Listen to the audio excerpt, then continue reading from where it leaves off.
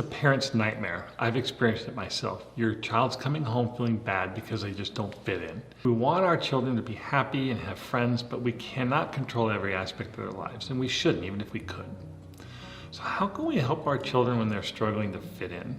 In this video, I want to give you some insights from my 25 years of practice as a clinical psychologist, but also as a dad myself. So let's get started.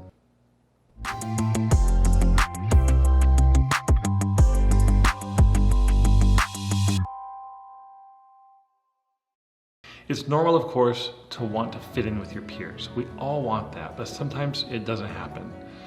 Some kids are okay with it and they just kind of embrace their own uniqueness. But for other kids, not fitting in can be devastating. There are a lot of reasons why your child may not fit in with their peers. You know, some kids are neurologically different. This might include things like autism or nonverbal learning disorder, where these kids just struggle understanding social dynamics, picking up on social cues. If you think your child struggles because of their neurological or intellectual differences, like autism, for example, then you probably should seek an evaluation with a qualified psychologist and then seek professional help to help build your child's social skills. But outside of that, I want to take a different approach to this kind of dilemma. Instead of talking about social skills or how you can help your child fit in better, I want to talk about what you can do in your relationship with your child when they're facing this kind of difficulty. I do this and I talk about this because I'm coming at it from some very personal experiences. And regardless of what your child is struggling with, these kinds of social struggles can have a huge impact on their self-esteem and self-confidence. So I'm going to talk with you about how you can mitigate that. Number one, don't panic. I speak from experience. I was a shy boy who was always trying to navigate social experiences growing up.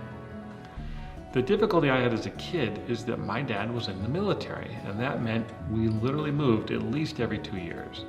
I remember at one point growing up, I had lived in more places than I had been in grades. And so I was always sort of the new kid popping into a school in the middle of a school year, trying to figure out how to make friends when the friendship groups had already been formed. And like I said, I was very shy. It was painful at times, but now as an adult, I actually look back on this with a lot of gratitude because growing up that way sort of forced me to get out of my comfort zone. I would never have done that without that sort of pressure.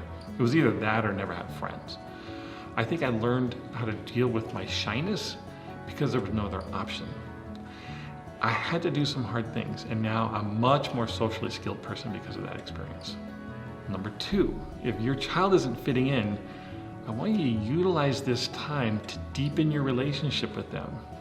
I'm not talking about trying to be the replacement for their friends, but you can definitely utilize this time to deepen your friendship or your relationship with your child. For example, when my wife was young, she definitely did not fit in with her peers. She was always sort of this little adult, probably because of how she grew up. She was actually helping raise her 4 younger siblings, and so she didn't relate to a lot of kids. She went through years of rejection and acute loneliness. And her mother did these really wonderful things with her during these years. Her mom essentially became Valerie's best friend. Valerie told me that during this period of time when she was young, that was the most time she'd ever spent with her mom in her entire life. And her mom, who's Susie, she's just wonderfully warm, empathetic person. She was the best listener you could ever dream of. Such a good listener. And so there was just a lot of time that Susie and her daughter spent together. There was a lot of listening and a lot of empathy.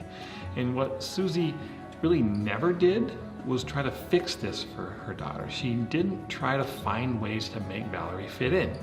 She just knew that Valerie was different and it was just going to be a tough road for a while. And so she accepted that, and then she deepened her relationship with her daughter. You know, Valerie still talks about this aspect of her mother with so much fondness. And we've actually had this very struggle with our own kids. Our youngest daughter went through a very painful period of time during her senior year of high school. And part of this was because of the pandemic. And so all the kids had to be socially isolated from each other. She couldn't spend time with her high school friends. But the real painful part of that year was some very tough experiences she was having with peers during her last season of volleyball. She was bullied a lot. And I'm telling you that as her parents, watching her suffer through this was really painful for us. But what Valerie essentially did was the same thing that her mom did with her. She spent a lot of time with Katie, and there was a focus on increasing their fun times together. She was Katie's friend. Again, she wasn't trying to replace her peers or replace her friends, but she was definitely using this time as an opportunity to deepen her relationship and her friendship with Katie. When I asked Valerie what the keys were to getting through this time with Katie, she immediately told me two things: empathy and connection.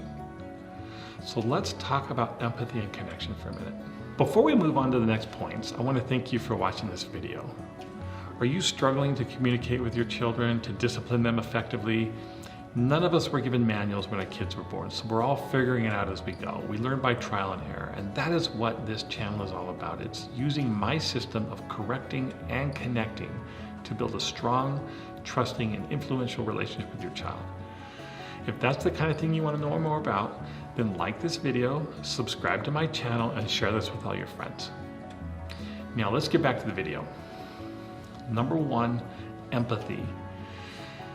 This is just a whole lot of listening. Luckily, Katie was the kind of kid that really liked talking with her mom.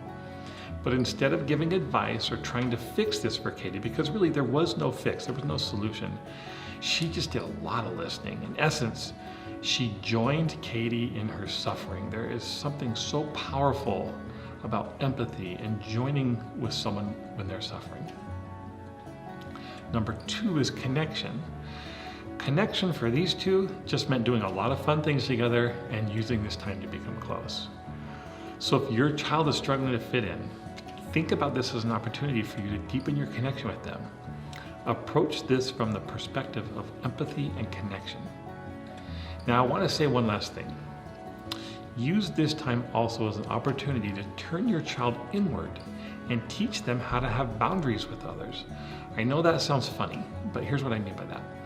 Sometimes you just don't fit in, and you shouldn't fit in, because the people you're trying to fit in with are not your people. They are different. That might be because they have different values or for whatever reason. But when you pay attention to how you feel inside when you're around certain people, that can really guide you in your relationships. I can think of professionally so many kids that I've worked with who have gotten into these horrible, abusive, romantic relationships, and they just didn't see the signs early on. The signs that they didn't feel good around that person. Also, you can use this time to teach your child how to have boundaries. You don't have to allow or put up with people treating you poorly. You can have self-respect, and you don't just do anything just to be accepted. When kids do anything to be accepted, this is how they lose their identity. So learning who you are, staying true to that, having boundaries, these all might be worth the pain and suffering when you don't fit in with certain peers. Do you sometimes struggle to discipline your child effectively? Do they misbehave, they act out, they just leave you scratching your head wondering what to do? Well, I have spent the last 25 years as a clinical psychologist working primarily with children, adolescents, young adults, and families. I have seen how these principles I teach have benefited my family and so many others. I want you and your family to have this too. That's why I've created a free ebook about how to discipline effectively, and believe me, it is not what you think. This will help you correct and connect with your child. It contains distilled information from my 25 years as a clinical psychologist, and it's designed to give you an understanding of effective parenting tools, as well as practical steps you can take starting today.